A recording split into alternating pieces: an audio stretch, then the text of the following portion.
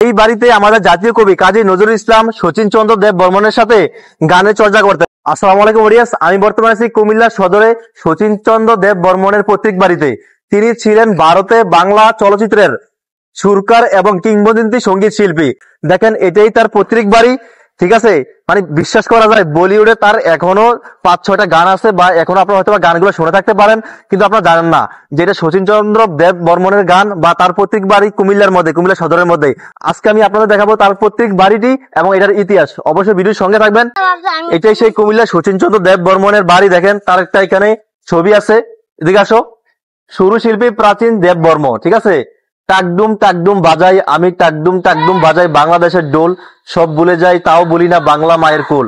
এই গানের সুরকার এই সেই সুরশিল্পী শচীন চন্দ্র দেব বর্মন। আর দেখেন, ওনার জন্মস্থান হচ্ছে 1 অক্টোবর 1906 সালে এবং মৃত্যু হচ্ছে 31 অক্টোবর 1975 সালে। শচীন চন্দ্র দেব বর্মনের বাবা ছিলেন ত্রিপুরার রাজকুমার নবদ্বীপ চন্দ্র বর্মন এবং মা ছিলেন মণিপুরের রাজকুমারী শ্রীমতী নির্মলা দেবী।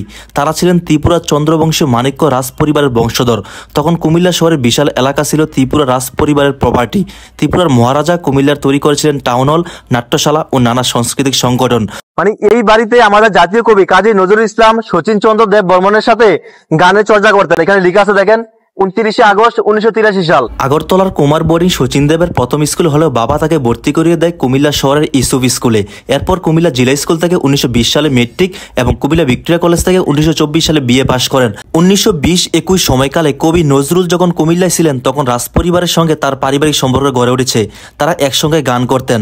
বাংলায় তার অমর সৃষ্টি বাঁশি শুনে আর কাজ নাই, নিটুল পায়ে রিনিক জিনিক, শোনো গো দক্ষিণা হাওয়া, মন দিলা না, তুমি এসেছিলে পরশু কাল কেন আসনি, তুমি আর নেই সেই তুমি, তুমি যে গিয়াছ বকুল বিছানু পথে, নিশিতে যাই ফুল বনে, ওরে সুজন্যাইয়া।